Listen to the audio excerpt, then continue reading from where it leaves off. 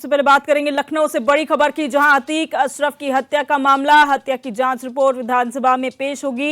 ये बड़ी खबर लखनऊ से आपको बता रहे हैं। 5 सदस्यीय जांच आयोग की रिपोर्ट पेश की जाएगी। असद के एनकाउंटर की रिपोर्ट भी पेश की जाएगी। सीएजी रिपोर्ट भी सदन के पटल पर रखी जाएगी। ये बड़ी खबर आपको बता रहे हैं लखनऊ से, जहां पर उत्तर प्रदेश के मानसून का सत्र चल रहा है और ऐसे में अब अतीक और अशरफ के हत्या का मामले की जांच जिसमें हुई थी वो रिपोर्ट अब विधानसभा में पेश की जाएगी। 5 सदस्यीय जांच आयोग की रिपोर्ट है जो विधानसभा में पेश की जाएगी। असद के एनकाउंटर की भी रिपोर्ट पेश होगी।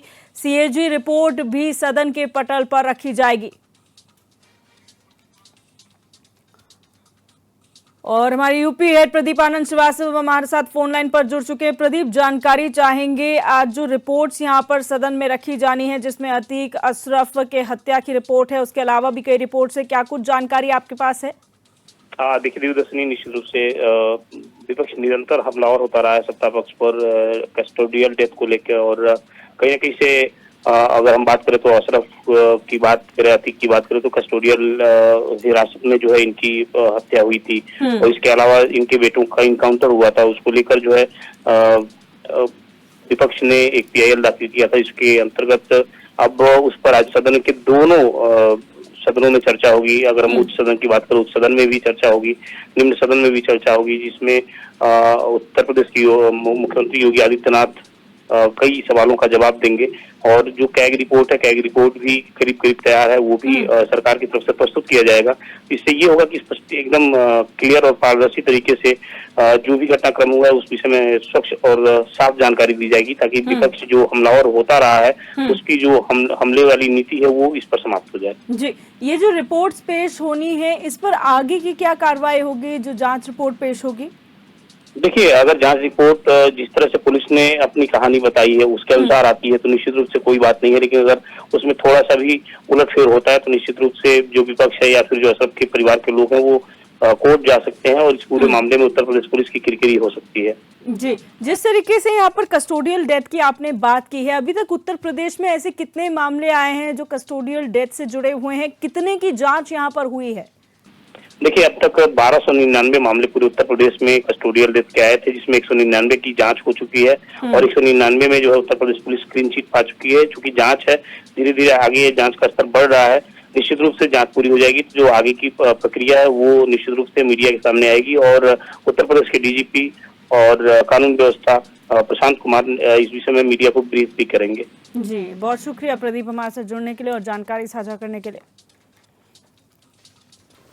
और अब बात करेंगे अलीगढ़ से बड़ी खबर की, जहां ट्रक और कार की जोरदार टक्कर हो गई। हादसे में 5 लोगों की मौत हुई है, वहीं 5 लोग घायल हुए हैं। घायलों का अस्पताल में इलाज चल रहा है। खैर इलाके के अनाज मंडी के सामने की ये घटना है, जहां पर एक ट्रक और कार में जोरदार भिड़ंत हो गई है और इस हादसे में 5 लोगों की मौत की खबर सामने आई है, वहीं 5 अन्य घायल हुए हैं।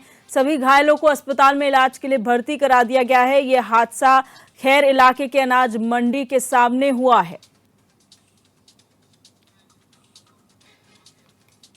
मुकेश उपाध्याय हमारे संवाददाता हमारे साथ फोन लाइन पर जुड़ चुके हैं। मुकेश, जानकारी चाहेंगे, क्या पूरा हादसा हुआ है, क्या वजह सामने आ रही है हादसे के पीछे? जी, मैं आपको पूरा हादसे से बता दूंगा।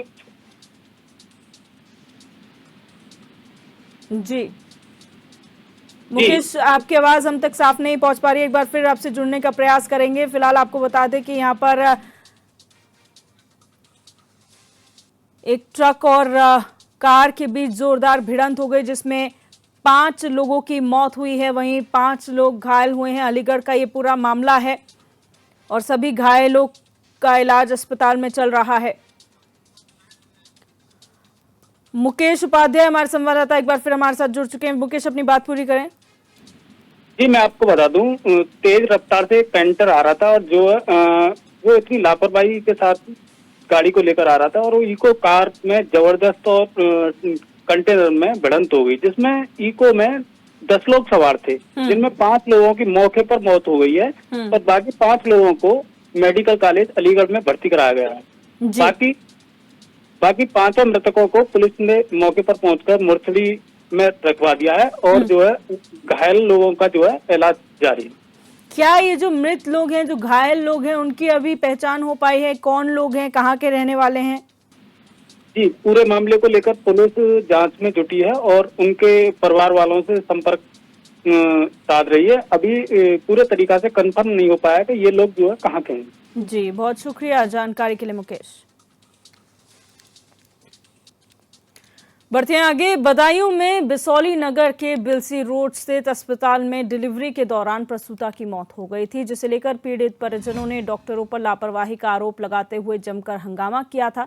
वहीं इस खबर को HNN 24/7 ने प्रमुखता के साथ चलाया, जिसका संज्ञान लेते हुए डिप्टी CMO समेत तहसीलदार ने एक्शन लेते हुए अवैध अस्पताल को सील कर दिया है।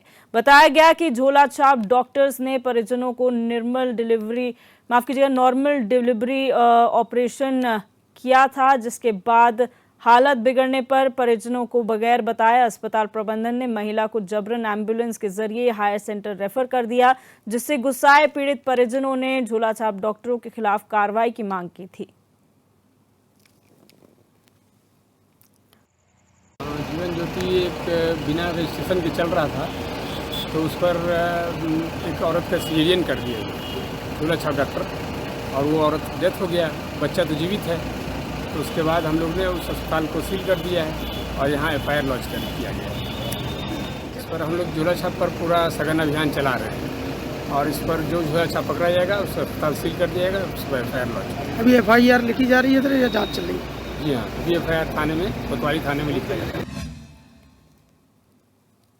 और रिंकू भारद्वाज हमारे संवाददाता हमारे साथ जुड़ चुके हैं ज्यादा जानकारी के लिए। रिंकू, ये जो पूरा घटनाक्रम हुआ है, प्रसूता की डिलीवरी के दौरान मौत हो गई है, क्या ये जो आरोप लग रहे हैं डॉक्टर्स पर वो सही साबित हुए हैं?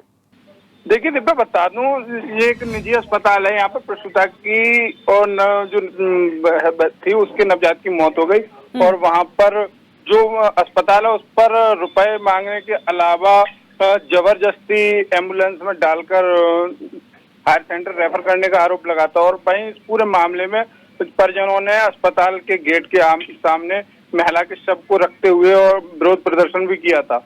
और जब हंगामा बढ़ा उसके बाद इस पूरी खबर को HNN ने प्रमुखता से दिखाया, तो वहीं इस पूरी खबर पर DM निधि श्रीवास्तव ने संज्ञान लिया और पूरे मामले में सख्ती बरतते हुए चिकित्सा विभाग से बिसौली के जीवन ज्योति अस्पताल को सील करने के आदेश दिए। जी, ऐसे कई मामले उत्तर प्रदेश में सामने आ चुके हैं जहां झोला छाप डॉक्टरों की वजह से पेशेंट्स की मौत हुई है या फिर उन्हें कई सारी तकलीफों का सामना करना पड़ा है। ऐसे में स्वास्थ्य विभाग क्या कर रहा है? कितने ऐसे अस्पताल हैं जिन पर अब तक कार्रवाई हो चुकी है बदायूं में? ये बता दूं दिव्या, जिस प्रकार से लगातार ये तमाम मामले निकलकर सामने आ रहे हैं कि कहीं इस अस्पताल में जच्चा बच्चा की मौत या झोला छाप के इलाज से किसी मरीज की मौत, ये तमाम ऐसे सवाल उठते हैं और जब घटना होती है तो सवाल उठते हैं और उसके बाद जो स्वास्थ्य विभाग है इन झोला छाप डॉक्टरों पर कार्रवाई तो करता है, लेकिन अमूमन वो कार्रवाई केवल कागजों में दर्ज होती है या केवल दिखावा मात्र होती है। अभी आपको हम बता दें, ऊँघैती थाना क्षेत्र में एक अस्पताल में एक महिला की मौत हो गई थी, उसके बाद उस अस्पताल को सीज किया गया और अब आनन फानन में वो अस्पताल दोबारा संचालित हो गया। इससे स्वास्थ्य विभाग के कर्मचारियों की मिलीभगत से कह लें या कोई साठगांठ कह लें कि जो अस्पताल है इन पर कार्रवाई होती है, चंद दिनों बंद रहते हैं और उसके महीनों बाद दोबारा चालू हो जाते हैं। आखिर ऐसा क्या है कि जो झोला छाप डॉक्टर है इन पर ये तमाम विभागीय अधिकारी कार्रवाई करने से कतराते हैं? जी, बहुत शुक्रिया रिंकू जानकारी के लिए। बढ़ते हैं आगे। ग्रेटर नोएडा में देर रात हुई तेज बारिश से जगह जगह जलभराव देखने को मिल रहा है, तो वहीं पुलिस के आला अधिकारी भी जाम खुलवाने के लिए देर रात सड़कों पर उतरे। तेज बारिश की वजह से कहीं जाम की जिम की छत गिर गई, तो वहीं दादरी कस्बे में एक कॉलोनी की बाउंड्री वॉल गिरने से हादसा हो गया। बाउंड्री वॉल गिरने से पास में बनी झोपड़ी में सो रहे एक पुरुष और महिला की मौत हो गई। सूचना पर पहुंची पुलिस और प्रशासन की टीम ने मृतकों के शवों को कब्जे में लेकर पोस्टमार्टम के लिए भेज दिया है।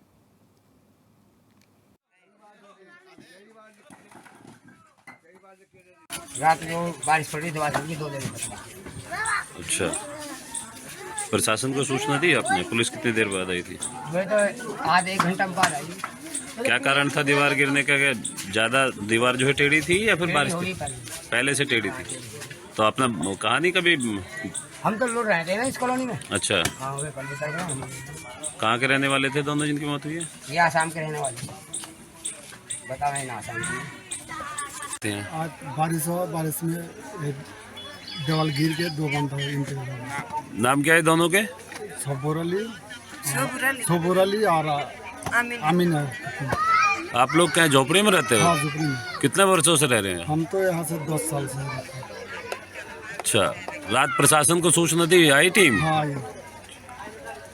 क्या दोनों की मौत हो गई? हाँ, दोनों को मिलता है। कहाँ के रहने वाले दोनों? ये असम का।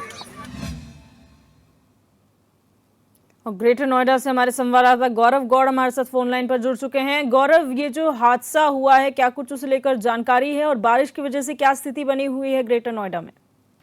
ये देखिए, मैं आपको बता दूं, ग्रेटर नोएडा में जो ग्रेटर नोएडा प्राधिकरण है वो ही देखभाल करता है यहाँ पर सभी चीजों को लेकर। तो उसी को लेकर जैसे देखिए, कल रात जिस तरीके से बारिश हुई है उसके बाद लगातार जल भराव देखने को मिला जगह जगह। और वहीं दादरी स्थित एक दीवार गिर जाती है जिसमें एक बुजुर्ग महिला और उसके हस्बैंड की डेथ हो जाती है वहीं पे मौके पर। तो इससे कहीं ना कहीं बिल्कुल पता लग रहा है कि ग्रेटर नोएडा प्राधिकरण की पोल खुल चुकी है कि जिस तरीके से वो हर बार की तरह 80 करोड़ का बजट इस बार भी बनाया गया था कि जगह जगह जल भराव का नहीं होने दिया जाएगा, मगर ग्रेटर नोएडा की पोल खुल चुकी है, ग्रेटर नोएडा प्राधिकरण की पोल खुल चुकी है।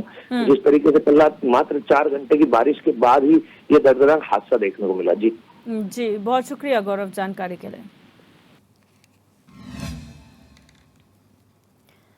खबर इटावा से है, जहां कई अमृत सरोवर तालाबों का घोटाला सामने आया है। सरकार की ओर से निर्माण कराए जा रहे अमृत सरोवर तालाब एक बार फिर भ्रष्टाचार की भेंट चढ़ते हुए नजर आ रहे हैं। इसमें लाखों का घोटाला सामने आया है, जिसका आरोप ग्राम प्रधान और सचिव पर लगा है। दरअसल पृथ्वीपुर में अमृत सरोवर तालाब के निर्माण के नाम पर 1 साल पहले ही लाखों रुपए निकाल लिए गए थे, लेकिन निर्माण कार्य नहीं कराया गया और केवल कागजों में तालाब को पूर्ण दिखा दिया गया।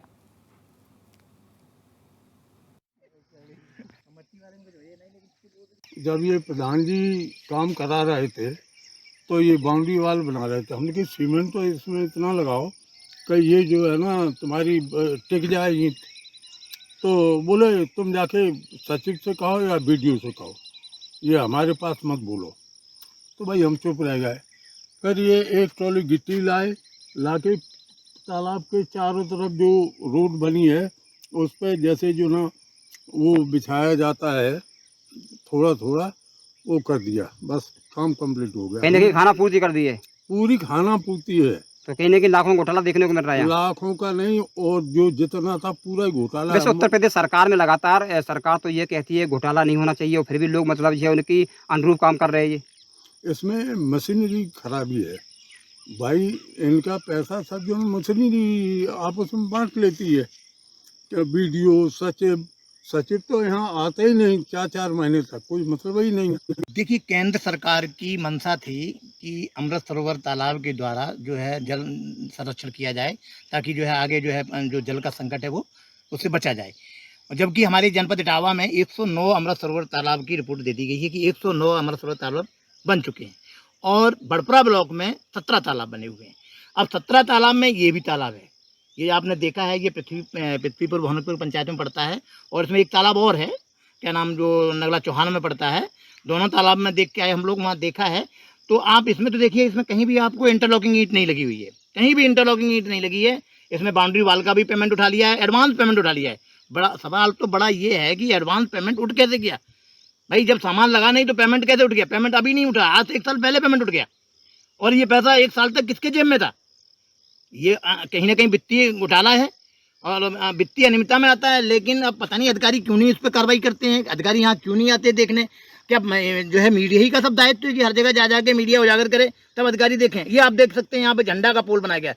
मैं समझता हूँ यहाँ के सचिव, जो भी सचिव हो आज के डेट में, और उसके तो पनिष्मेंट करना चाहिए। झंडे की दुर्दशा हो रखी है, ऐसे एक लकड़ी में झंडा घुस दिया, झंडा फटा हुआ है। मैं समझता इससे बड़ा अपमान हो नहीं सकता है, बहुत बड़ा अपमान किया गया है। और जो भी सचिव है उसको दंड देना चाहिए। मैं तो सीडीओ से आग्रह करूंगा उस सचिव को तुरंत तलब किया जाए, और इसने आगे तालाब में ऐसा झंडा क्यों लगा रखा है। और राम कुमार राजपूत हमारे संवाददाता हमारे साथ जुड़ चुके हैं। राम, जिस तरह से सरोवर को यहाँ पर उसका निर्माण किया जा रहा है, उसके पुनर्जीवन के लिए काम किया जा रहा है, सरकारी धन का यहाँ पर इस्तेमाल होता है, लेकिन ये जो दुरुपयोग का मामला है, क्या कुछ पूरी जानकारी सामने आई है? जी दिव्यति जी, देखिए कहीं न कहीं देखा जाए तो उत्तर प्रदेश सरकार भले ही जो लगातार जो है भ्रष्टाचारियों पर कार्रवाई करने की बात करती नजर आ रही है, लेकिन इटावा में अमृत सरोवर तालाब एक कहीं न कहीं देखा जाए तो बहुत बड़ा घोटाला निकलकर सामने आया है। 1 वर्ष पहले ही उसको जो है पैसे निकाल लिए गए थे विकास कार्य के लिए, लेकिन अभी तक जो अमृत सरोवर तालाब है उसका कोई विकास कार्य नहीं किया गया धरातल पर। तो कहीं न कहीं ये घोटाला देखने को मिल रहा है, क्योंकि स्थानीय लोगों में काफी खासी नाराजगी देखने को मिल रही है। कई बार इनकी जो शिकायत भी की गई, लेकिन अभी तक कोई भी इस पर एक्शन नहीं लिया गया। देखना ये होगा कि जिस तरीके से कागजों में जो है अमृत सरोवर तालाब का पूरी तरीके से जो है निर्माण दिखाकर पूर्ण रूप दिखा दिया गया है कि बनकर तैयार हो गया, लेकिन अगर धरातल की अगर बात की जाए तो कोई भी उसमें विकास कार्य नहीं हुआ, ना ही कोई बाउंड्री वाल बनाई गई है, ना ही कोई इंटरलॉकिंग की गई है। तो देखना ये होगा कि इतने बड़े घोटाले आकर अधिकारियों की नाक के नीचे कैसे हो रहे हैं, क्योंकि मुझे तो ये लगता है कि जिस तरीके से ये ग्राम पंचायत सचिव, ग्राम प्रधान एवं संबंधित अधिकारियों को भी इसमें जो है कहीं ना कहीं हस्तक्षेप है। जो इतने बड़े घोटाले अभी तक क्यों नहीं इस पर सामने आ रहे। अब देखना ये होगा कि कई ऐसे इटावा जनपद में अमृत सरोवर तालाब पहले ही तालाब नहीं है जी, लगभग कई ऐसे तालाब हैं जो एक बड़ा घोटाला निकल के सामने आ रहा है। और वहीं जो है जब सीडीओ से बात की गई तो उनका कहना है कि मैं जांच कराएंगे, जांच कराने के बाद में जो भी दोषी है कार्रवाई की जाएगी। अब देखना ये होगा कि इतने बड़े घोटाले होने के बावजूद भी जो साक्ष्य सामने आ रहे हैं तो पूरी तरीके से फिर भी जो है जांच का हवाला देकर कार्रवाई करने की बात कर रहे हैं। अब देखना ये होगा कि लाखों रुपए का जो घोटाला अमृत सरोवर तालों में हो रहा है, तो अब क्या इस पर कार्रवाई की जाएगी, क्योंकि या फिर ये कागजों में जो है इसको दफना दिया जाएगा। जी राम, यहाँ पर जो स्थानीय लोग हैं उन्होंने भी तस्वीरें दिखाई कि तिरंगे का अपमान भी यहाँ पर किया गया है। एक लकड़ी पर जो है तिरंगा लगाया गया, वो भी फटी हुई हालत में है। तो आखिर इसके लिए जिम्मेदार कौन है? कम से कम राष्ट्र ध्वज का तो यहाँ पर अपमान नहीं होना चाहिए। आपने पैसे का बंदरबाट किया तो किया, लेकिन राष्ट्र ध्वज का भी आपने सम्मान नहीं किया। जी दिव्यति, ये देखिए ये बहुत बड़ा सवाल है कि आखिर किस तरीके से जो है राष्ट्रीय ध्वज का अपमान होता नजर आ रहा है कि पूरी तरीके से राष्ट्रीय ध्वज जो है जो पूरी तरीके से फटा हुआ है और कहीं ना कहीं देख लें छोटी सी लकड़ी में टंगा हुआ है।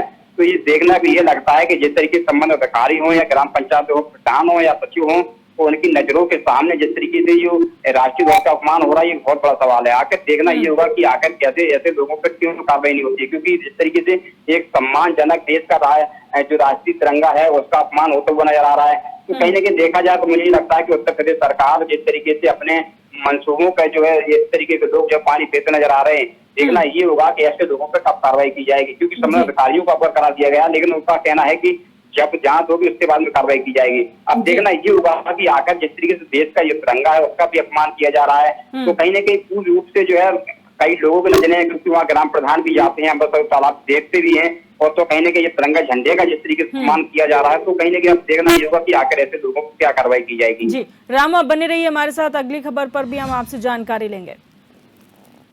बढ़ते आगे, उत्तर प्रदेश सरकार शिक्षा को बेहतर बनाने के लिए भरपूर प्रयास कर रही है, लेकिन अभी भी प्रधानाचार्य सरकार के आदेशों को ठेंगा दिखा रहे हैं। ऐसा ही एक मामला इटावा जिले के नगलापीर गांव से सामने आया है, जहां सरकारी स्कूल के बच्चों का भविष्य अंधकार में है, जहां स्कूल की प्रिंसिपल बच्चों को पढ़ाने की बजाय उनसे शौचालय साफ कराती है और मिट्टी ईंट ढोने का काम करवाती है।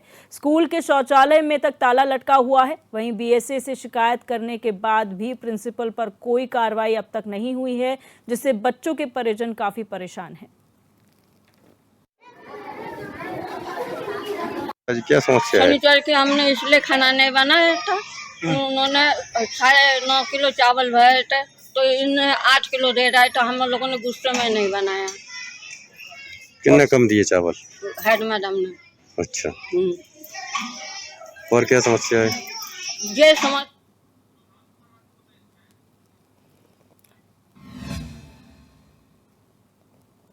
और हमारे संवाददाता राम कुमार राजपूत लगातार हमारे साथ बने हुए हैं। राम, यहाँ पर जो स्कूल है जहाँ पर बच्चे पढ़ने के लिए आते हैं, ये मामला जहाँ पर प्रिंसिपल इनसे काम करवा रही है, शौचालय साफ कराए जा रहे हैं, जो है सामान ढोलाया जा रहा है, क्या कुछ जानकारी आपके पास?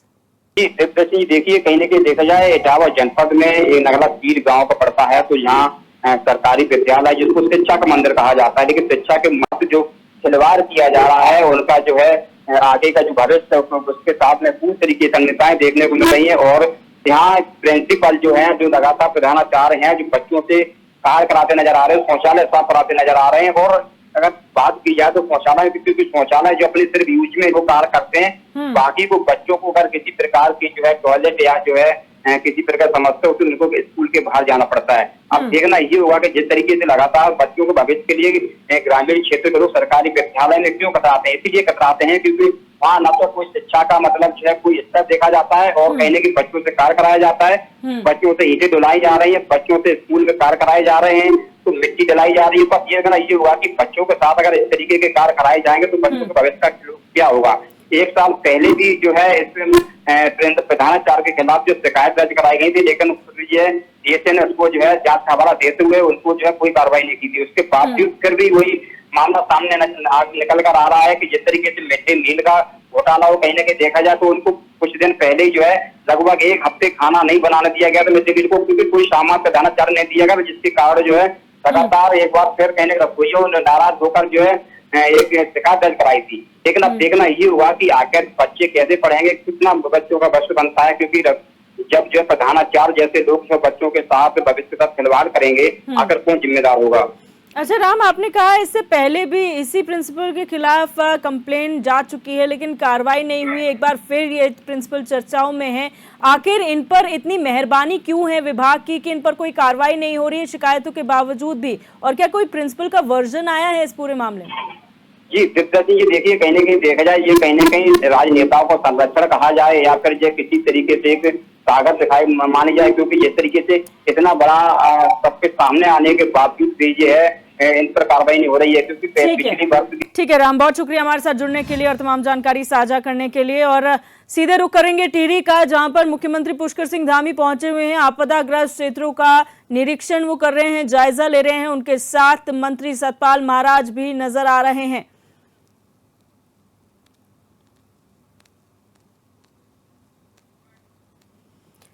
तो आपको बता दें कि लगातार पहाड़ों पर हो रही मूसलाधार बारिश के चलते यहां पर काफी नुकसान हुआ है, कई गांव प्रभावित हुए हैं, नदियों का जलस्तर लगातार बढ़ रहा है और ऐसे में खुद मुख्यमंत्री जो नुकसान हुआ है उसका जायजा लेने के लिए निरीक्षण करने के लिए पहुंचे हुए हैं टिहरी, जहां आपदा प्रभावित क्षेत्र का दौरा कर रहे हैं, लोगों से मुलाकात कर रहे हैं और अधिकारियों से जानकारी ले रहे हैं कि आखिर कितना नुकसान हुआ है, क्या राहत बचाव के कार्य किए जा रहे हैं। उनके साथ मंत्री सतपाल महाराज भी नजर आ रहे हैं। तमाम अधिकारियों के साथ जो स्थानीय जनता है वो भी वहां पर मौजूद है।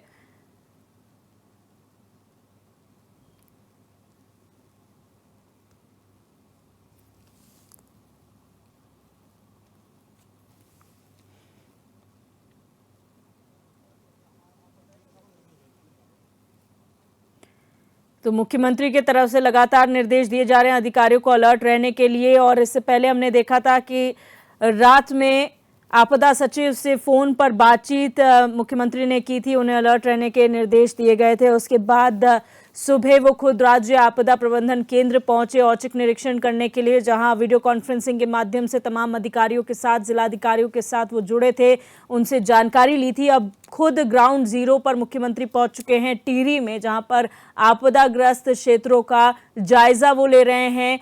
नुकसान कितना हुआ है ये तमाम जानकारियां वो वहां के लोगों से और अधिकारियों से ले रहे हैं।